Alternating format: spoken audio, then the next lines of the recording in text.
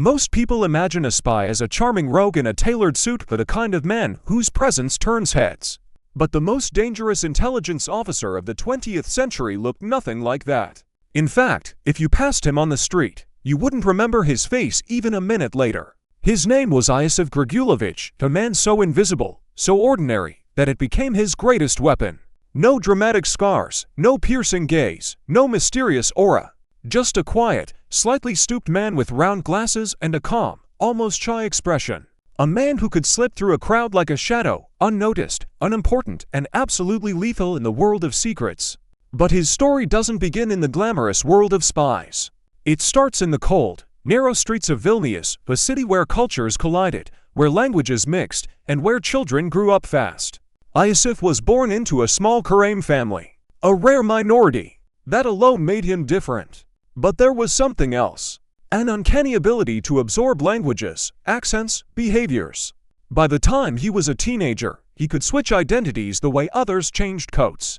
He didn't come from power. He didn't come from wealth. He came from loss. At 16, he was arrested for political activity. A harmless teenager, taken more for intimidation than for threat.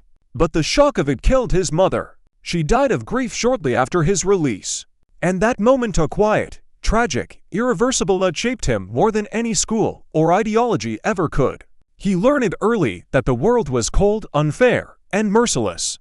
And if he wanted to survive inside it, he would need to become someone the world could never pin down. Someone uncatchable. Years later, standing on a street in Paris, Iosif would already speak 10 languages. 10. He blended into every group of students, workers, immigrants, intellectuals. He didn't draw attention, he absorbed it, processed it, and gave nothing back. Paris in the 1930s was loud, chaotic, political, ideal for someone who needed to disappear in plain sight. And it was in this chaos that Soviet intelligence first noticed him. A potential recruit. A promising asset. A man who could become anything not because he was already no one. One day, he received a message. A time. A location. A meeting with a senior NKVD officer. It was his moment. The crossroads of an ordinary life and a life that would take him into the darkest, most secret corners of 20th century history. But he didn't show up. He simply didn't come. The officer waited. And waited. The chair across from him remained empty. And for a brief moment, history paused, unsure whether this invisible man would ever step onto its stage. But destiny, as always, had a backup plan. Because the world was about to be set on fire, revolutions, wars, shifting borders, and all of it would pull Iosif Grigulevich into a story so unbelievable, so cinematic, that even Hollywood would struggle to replicate it. And it all began with the man nobody noticed who would one day stand next to the Pope himself. Before Iosif Grigulevich became a ghost in the world of intelligence, he was simply a boy who never truly belonged anywhere. Not at home.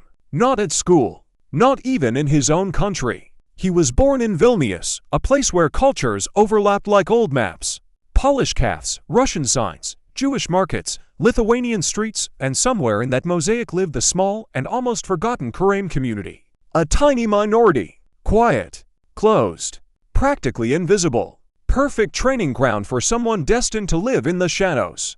Yet even among the Karaims, Iosif stood out. While other children played outdoors, he devoured books, languages, history, politics, poetry. And it wasn't just reading. He listened. He mimicked. He absorbed accents, tones, habits.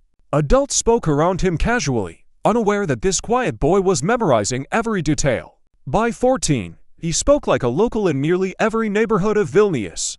By 16, he could switch between Polish, Yiddish, Russian, Hebrew, Lithuanian, and German as if flipping through radio stations.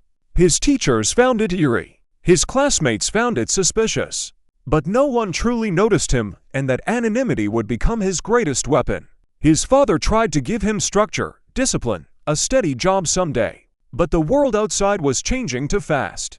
Europe was a pressure cooker of ideologies: communists, nationalists, social democrats, anarchists.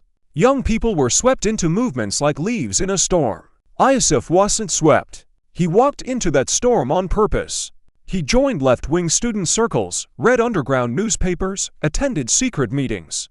Not because he dreamed of revolution, but because he was searching for something he never had.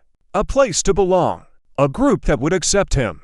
A cause big enough to drown out the emptiness inside. But fate had a cruel way of answering.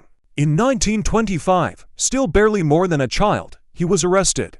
A simple demonstration. Nothing dangerous. Yet his father was far away, and his mother, she couldn't bear the shame, the fear, the uncertainty. She died shortly after his release. A quiet, heartbreaking death that tore away the last fragile piece of his childhood. Iosif didn't cry. He didn't break. He hardened. And in that moment, something inside him shifted forever. The boy searching for belonging became a young man willing to walk alone into darker, more dangerous paths. After his mother's death, Vilnius became too small for him. Every street held a memory he wanted to forget. Every familiar voice reminded him of the person he could no longer be. So, at barely 18, he did what only a few dared. He left everything behind. His destination wasn't chosen for comfort or safety. He chose Paris, and the chaos capital of the 1930s.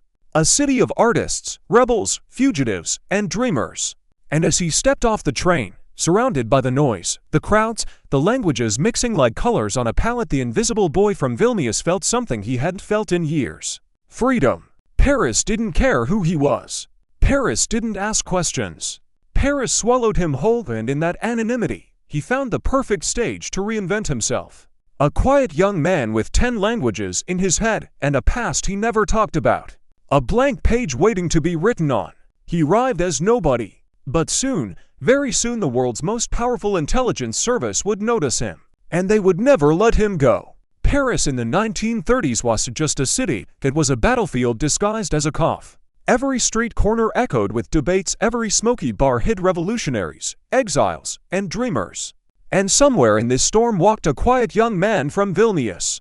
Iosif Grigulevich, invisible, observant, and more dangerous than he yet understood. For most people, Paris was romance. For him, it was opportunity. He devoured lectures at the Sorbonne, spent nights in political cafes, debated with Spanish exiles, Polish workers, Jewish intellectuals, and French radicals. It felt like he could be anyone, belong anywhere. But even in this chaos, someone noticed him, someone whose eyes scanned crowds looking for talent the way hunters look for movement in the forest. That someone was Pavel Korchkov, an experienced NKVD officer, sent to Paris to quietly recruit young, promising activists. He had seen hundreds. Idealists, fanatics, intellectuals. But Iosif was different. Korchkov watched him for weeks. The boy blended in effortlessly, switching languages, adapting mannerisms, slipping between groups like water slipping through fingers. A perfect ghost. Finally, Korchkov made a move. A carefully folded note slipped into Iosif's coat during a rally. A place. A time. It was an invitation, but also a test. If Iosif came, doors would open into a world far darker and larger than he imagined. If he ignored it, the NKVD would simply move on. The meeting was scheduled in a small cafe near Montparnasse. Korchkov arrived early, ordered a coffee, and took the table against the wall, the one with the best view of the entrance. He waited. Calm, confident. He had performed dozens of recruitments. Most young activists rushed in, terrified and excited, eager to prove themselves. But this time nothing. 10 minutes passed. Then 20. Then an hour. The door opened and closed countless times, but the quiet young man from Vilnius never walked in. Across the city, at that very same moment, Iosif stood at a crossroads, literally and figuratively. He held the note in his hand, reading it again and again. His heart raced. He understood perfectly. This was no student meeting, no political discussion. This was the threshold of a life from which there would be no return. He wasn't afraid. He was unsure. Unsure whether he wanted to tie his life to a machine as ruthless as the Soviet state. Unsure whether he was ready to abandon whatever remained of his ordinary future. Unsure whether the price would be worth the purpose. So he made a choice. He didn't go. He folded the note, placed it on the coffee table where he sat alone, paid for his untouched drink, and walked away into the Paris dusk, becoming, for a brief moment, the spy who declined his own destiny. Back in Montparnasse, Korchkov finally stood up, left money on the table, and walked into the night with a rare emotion. Disappointment. He thought he had lost a valuable recruit. He was wrong, because history had a strange sense of humor. And in a matter of months, a revolution thousands of kilometers away would push Iosif back into the Soviet orbit, and not as a hesitant student, but as a man ready for something far greater. It would begin with a ship, an ocean, and a country about to ignite. And the invisible young man would soon step onto the next stage of his impossible life. When Iosif Grigulevich stepped off the ship in Buenos Aires, he didn't know it yet, but he was walking into one of the most chaotic intelligence battlefields of the 20th century. Argentina, in the late 1930s, wasn't just a country, it was a pressure chamber of rival powers. Germans, Italians, British, Americans, Soviets. Every major intelligence service operated there as if it were an open arena, and no one bothered to hide it. Buenos Aires looked peaceful from the docks. Music spilling from cafes, the smell of grilled meat rising in the warm air, elegant couples strolling the waterfront. But beneath that postcard surface lived a city divided into worlds, and each world belonged to someone with an agenda. The German diaspora was rich, influential, and loyal to the fatherland. The Italian community supported Mussolini almost religiously. The Jewish immigrants, fleeing Europe's rising darkness, built their own networks of survival and information. Even the local political parties were tangled in foreign funding and undercover deals. And then there was the Soviets' interest. Watching, listening, waiting. Into this labyrinth stepped a quiet, observant young man with 10 languages in his pocket and no fixed identity attached to his face. Argentina should have overwhelmed him. Instead, it felt like he had been training for this place his whole life. He learned the Argentine accent in weeks, the political landscape in days, the local customs in hours. Buenos Aires rewarded chameleons, and Iosif was the best of them. Before long, he slipped into the city's intellectual circles, then into its youth movements, then into its revolutionary underground. He didn't plan it. It was natural. People trusted him. He listened more than he spoke, remembered more than he revealed, and worked harder than anyone around him. Soon, he wasn't just another immigrant. He was a leader. But every rise attracts eyes. One evening, during a student rally, sirens wailed and police batons cracked through the air. It wasn't the NKVD this time. It was the Argentine authorities, unnervous, pressured, unsure who among the protesters served foreign powers. They arrested dozens, including Iosif. The prison cell was hot, loud, filled with sweat and cigarette smoke. He didn't panic. He watched. He waited. Political prisoners were rarely held long. Argentina wanted to intimidate, not martyr anyone. But the real danger wasn't the jail. It was deportation. If they sent him back to Europe in 1936, he would be walking straight into the jaws of fascism or worse, Soviet suspicion. The walls were closing in, and for the first time, his invisibility wasn't enough to protect him. And then, history made its move. News spread across the continent. The Spanish Civil War had erupted. Republicans versus Franco. Fascism versus democracy. A worldwide struggle condensed into one country. Latin America was electrified. Volunteers were joining by the thousands. Newspapers couldn't talk about anything else. Governments shifted focus from protesters to the war. And Iosif realized something. This was his escape. More than that, it was the next step he didn't know he needed. The Argentine authorities, overwhelmed by the political uproar, lost interest in deporting a young activist. He slipped through the cracks like smoke. Papers signed. Charges dropped. Case forgotten. He wasn't free, he was rerouted. And with the ink barely dry on his release documents, he made a decision that would shape the rest of his life. He would go to Spain. Not as a student. Not as a refugee. But as a man finally stepping into the world where his talents mattered. A world on fire. A world of danger. A world where a quiet, invisible boy would become something far more terrifying. A master of shadows. Spain in 1936 wasn't just a country at war, it was a wound torn open for the entire world to see. Volunteers poured in from every continent. Idealists, fugitives, poets, mercenaries, dreamers, and killers. Some came for justice. Some came for revenge. Some came because they had nowhere else left to go.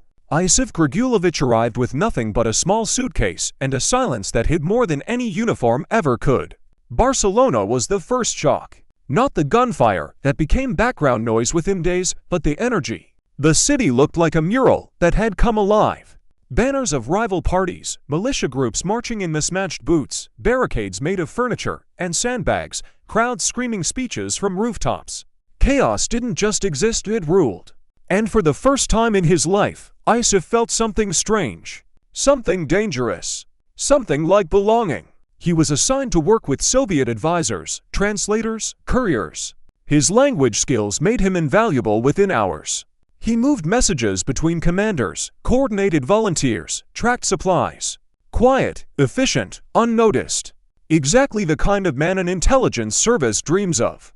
But Spain didn't just give him a purpose, it introduced him to the people who would shape his destiny. There was David Alfaro Siqueiros, the legendary Mexican muralist. Fire in his eyes, revolution in his blood.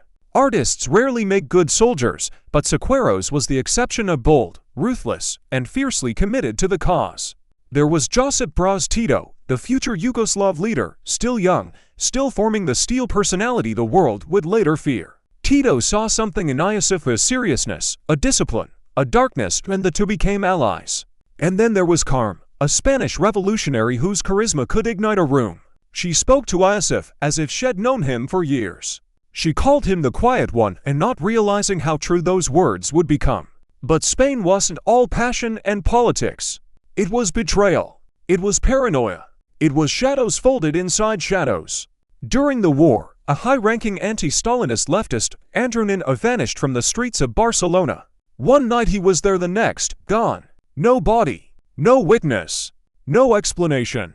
What people didn't know, what the world still debates, is that Iosif Grigulevich played a role in that disappearance. Not the violence. Not the brutality. But the setup. He was the invisible messenger, the quiet coordinator, the man who ensured the right people were in the right place at the right time. No fingerprints. No evidence. Just a silent thread pulling the story forward. For the NKVD, this was his true initiation. Not a test. A baptism.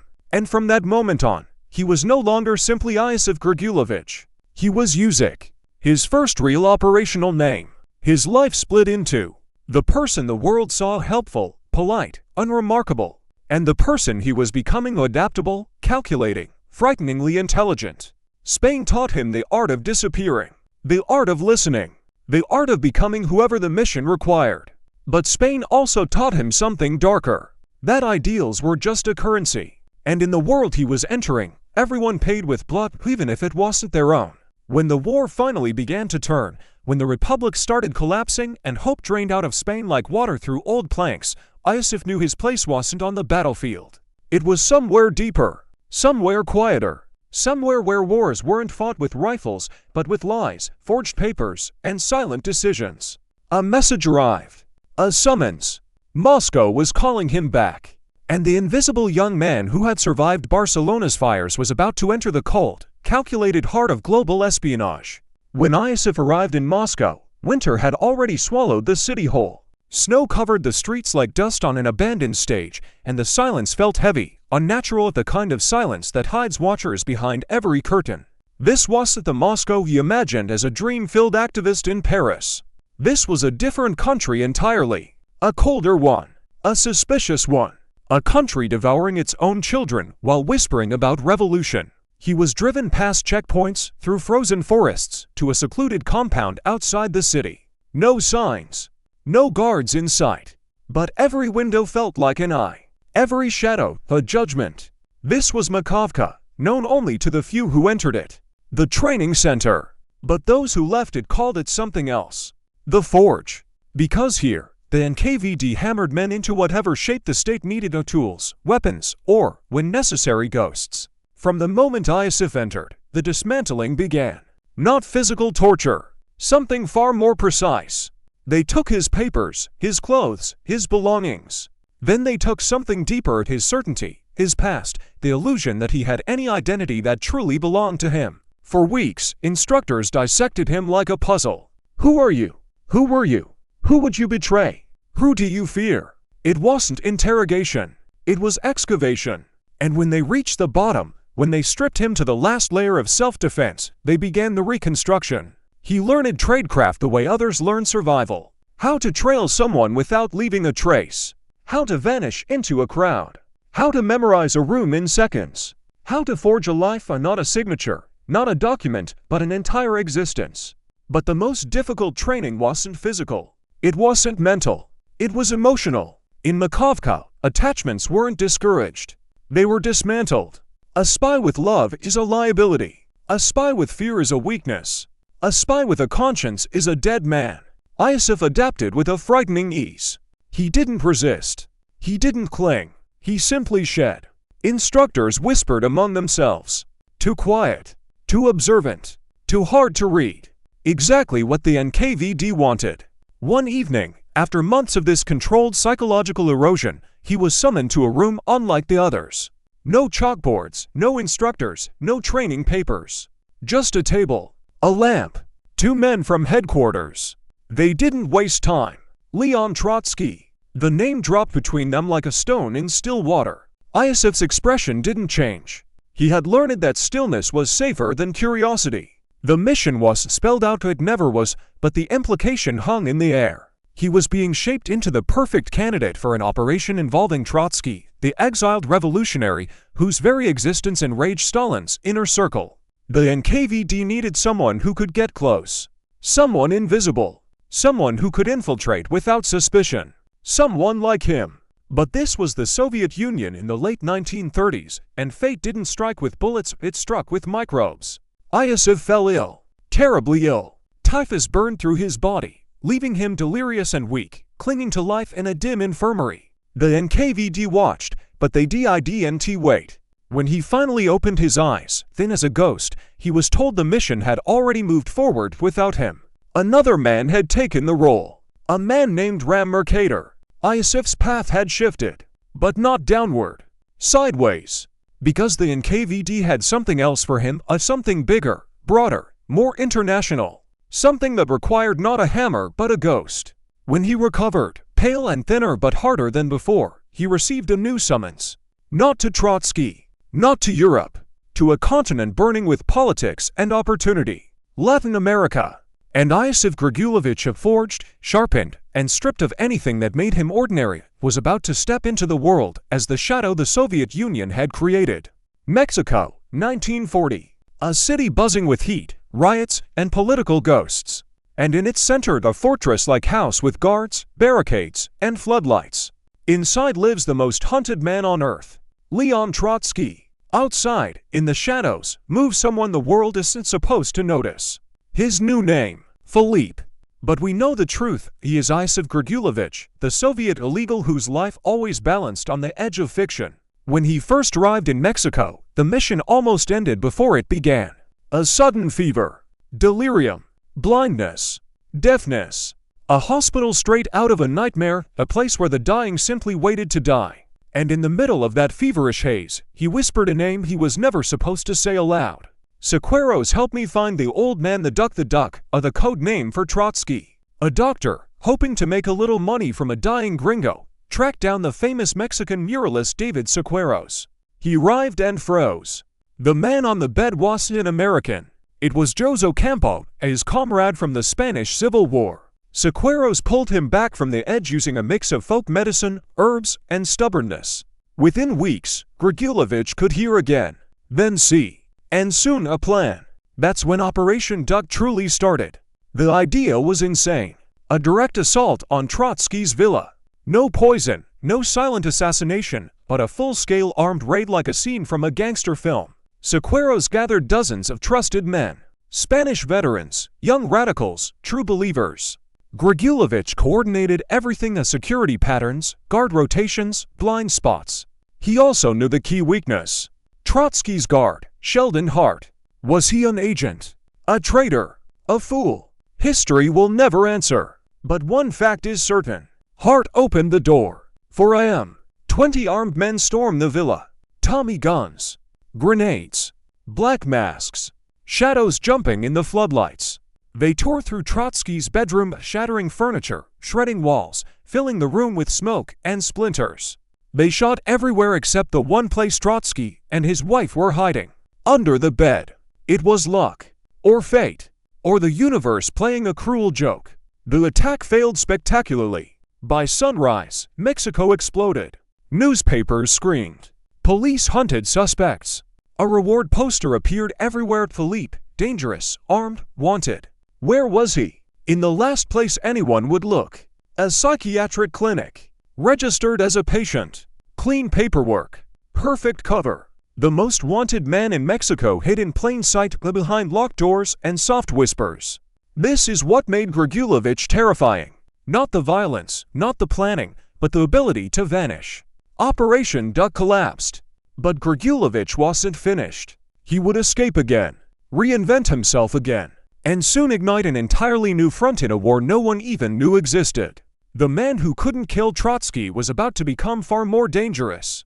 The world was on fire. Europe was collapsing under the boots of the Wehrmacht. But far across the ocean, in the sun-bleached ports of Latin America, another front opened, a hidden battlefield with no flags, no medals, and no mercy. And at its center stood a man no one noticed. Iosif Grigulevich. A businessman. A traitor. A friend of diplomats and military officers. A charming nobody. Exactly what the Soviets needed. His new task sounded impossible. Build an entire intelligence network across Latin America, out from scratch. No support. No backup. No second chances. Just one invisible man against thousands of Nazi agents, smugglers, diplomats, businessmen, and sympathizers spread across Argentina, Chile, Brazil, Uruguay. And yet he did it.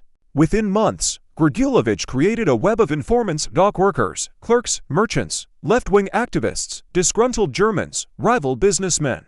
By the height of the war, his network had grown to over 100 agents. A one-man intelligence empire. But recruitment was only the beginning. The Nazis were using Latin American ports to funnel strategic materials to the Third Reich. Nitrates, tungsten, copper, food, fuel all passed off as neutral cargo under neutral flags. Officially, these shipments didn't exist. Unofficially, they kept Hitler's war machine alive. So Grigulevich designed something terrifyingly simple. Blow them up. Make them disappear. Sink them where no one could ask questions. His team built homemade bombs disguised as everyday objects. Canteens, gourds for made tea, bananas, soap bars, items no guard would ever inspect. Under the cover of night, his people slipped these devices into the holds of neutral ships. Delayed fuses ensured the vessels were already far into the open ocean before the explosions turned them into flaming steel coffins. 1 ship, 5 ships, 10 ships. By the end, 36 vessels destroyed. 600,000 tons of strategic cargo erased. Enough to choke Hitler's war effort for months. And all of it happened with no flags, no signatures, no traces. Just accidents that looked suspicious, but never provable. Then came the first close call. A ship went down earlier than expected. Too close to shore. Investigators sifted through the wreckage and found a metal flask containing traces of a chemical compound that shouldn't have been there. For the first time, they realized this wasn't sabotage by amateurs. This was a coordinated network. Police raids followed. Agents were interrogated. A few disappeared. And Grigulevich, he sensed the net tightening. He froze all contacts, shut down operations, and moved like a shadow, living under false identities, changing routines, disappearing for days. The FBI, German intelligence, Argentine security, everyone suddenly heard rumors of a mysterious Soviet super agent operating in the hemisphere. No name, no face, just a whisper. The ghost. And the ghost was very real. When the danger peaked, Moscow sent a single message: stop. Burn everything. Leave. But Grigulevich didn't leave defeated. He left victorious. Because while the world never learned his name, his explosions helped sever Hitler's supply lines across the Atlantic. And now, with the war turning, he was ready for the next transformation, the one that would push him into a world even more dangerous than Nazi networks. Diplomats, aristocrats, and a passport that would change everything. The Invisible Man was about to be reborn yet again. For years, Grigulevich lived between shadows: Mexico, Argentina, Chile, Uruguay. But now his superiors wanted something else. Not explosions. Not sabotage. Not networks of sleepers. They wanted a ghost to become a person. A real one. With documents no one on earth could question. And so began the most unbelievable transformation of his career, the creation of Teodoro Banal Fidel Castro, a man who never existed until he did. It started with a coincidence. In Santiago, Grigulevich met a Costa Rican writer, a fellow leftist, an intellectual, a man who adored storytelling. He mentioned, casually, "I know the consul of Costa Rica. A good man, open-minded. He could help you." Most people forget such lines by dinner, but not Grigulevich. He saw a door and decided to step through it. The consul was old, charming, talkative, of the type who believed he could size up a man in 2 minutes. And Grigulevich knew exactly how to impress men like him. Wealthy manners, modest charm, perfect Spanish, and a legend that tugged at the heart. So he became Teodoro, the illegitimate son of a wealthy Costa Rican planter. A tragic backstory, a childhood abroad, a longing to return home, and a father who had died, leaving loose ends and sentimental letters. It was all fiction. But then here was the genius, and the father he mentioned had actually existed. A known plantation owner. A real man. A perfect anchor for a fabricated life. The consul didn't just believe him. He embraced him. Within weeks, Grigulevich received something priceless. A genuine, legal Costa Rican passport. Not forged. Not altered. Not stolen. Issued. Stamped. Recognized. He wasn't pretending to be Teodoro Castro. He was Teodoro Castro. But the Soviets wanted more than a new name. They wanted a future. So Teodoro received letters of introduction to Costa Rica's most influential business families, coffee dynasties, plantation owners, exporters. With those letters came access, connections, legitimacy. For the first time in his career, Grigulevich wasn't hiding in attics or slipping through dark alleys. He was shaking hands at diplomatic receptions, drinking expensive coffee, and being treated as a respected representative of a Central American elite. And yet there was a catch. Teodoro Castro had roots in Costa Rica, but the man behind him had never set foot there. Not once. It didn't matter. Everyone believed he had. Some even claimed they remembered him. That's the thing about confidence. People trust those who trust themselves. Then came tragedy. In Brazil, where the Castros were living temporarily, the couple had a son, a long-awaited child. 6 months later, he died from a congenital heart defect. It broke something inside both of them. To spies, to wanderers, to people who had built dozens of fake lives but had finally lost something real. For the first time, Moscow pulled them home. In 1948, Grigulevich received Soviet citizenship for the first time in his life. He and Laura were given a small apartment in Moscow. For months, they lived quietly, mourning, healing. But this wasn't the end.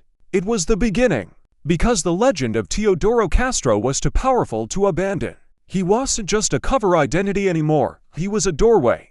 A doorway straight into a world no Soviet agent had ever entered so deeply. Vatican diplomacy, Catholic elites, aristocrats, ambassadors, and soon the Pope himself. The man born in Vienna was about to walk into Rome as a Costa Rican diplomat. The greatest role of his life was waiting. Rome, a city of saints, emperors, and secrets buried deeper than catacombs. And walking its marble corridors was a man who technically shouldn't exist at all. Teodoro Banalfil Castro, wealthy Costa Rican businessman, art collector, philanthropist. But behind the flawless suits, the soft accent, the diplomatic handshake lived Iosif Grigulevich, the Soviet Union's most ambitious illegal. He had already infiltrated Latin American elites. Now he was entering the most closed circle on earth. The Vatican. Teodoro arrived in Rome with elegance. He opened an import-export company. He rented a prestigious villa. He made friends with aristocrats, cardinals, bankers, European industrialists. He spoke 5 languages like a native. He dressed like old money. He listened more than he talked, to the rarest talent in a room full of diplomats. And soon the Vatican noticed. Costa Rica needed a representative to the Holy See. Teodoro Castro was perfect. Respectable. Educated. Mysteriously well-connected. Exactly the kind of polished figure small countries love to show off in Rome. In 1952, Grigulevich walked through the Vatican gates not as a spy, but as the official Costa Rican envoy. The Holy See welcomed him warmly. The Pope received him personally. Cardinals invited him to private dinners. The Knights of Malta, the world's oldest chivalric order, granted him membership. A Soviet illegal was knighted. In the Vatican, no intelligence service in history had accomplished anything remotely close. But Moscow wanted even more. Rumors swirled about the succession crisis within the church. A new pope would soon be elected, and Costa Rica, through its newly installed diplomat, would have influence. Not decisive, but meaningful. And if influence could be leveraged, there was a moment of brief, fragile, almost unbelievable, when the KGB considered the unthinkable, using Teodoro Castro to influence, manipulate, or even directly shape the future of the Catholic Church. The Soviet Union dreamt of placing one of its own beside the throne of St. Peter. For a few surreal years, it looked possible. But history is a brutal editor. In 1953, Stalin died. Power shifted violently. Old projects were shut down. Risky operations cancelled. The new leadership wanted stability, not audacity. And so came the coded telegram: stop, disengage, return. Teodoro Castro vanished from Rome. One day he was a respected diplomat, the next, simply gone. Costa Rica searched for him. The Vatican wondered. The Knights of Malta had no explanation. But back in Moscow lived a quiet man named Iosif Grigulevich, who taught history, wrote books, and never spoke of the life he once lived. He had been many men. He had fought in wars that officially never happened. He had built networks no one could trace. He had stood in the Vatican, knighted by the Pope with a KGB mission in his pocket. And yet the world barely remembered him. And now you know. The story of a man whose real life was stranger and far more dangerous than any spy thriller. A man who nearly changed the course of the Catholic Church. A man who lived and died in silence. A man history almost erased. If you've made it this far, you're clearly one of the people who value stories that deserve to be told. So if you want more hidden histories, real spy operations, and unbelievable true stories, make sure to like this video, subscribe to the channel, and hit that notification bell. That way you won't miss the next episode. Because trust me, the next story is just as unbelievable.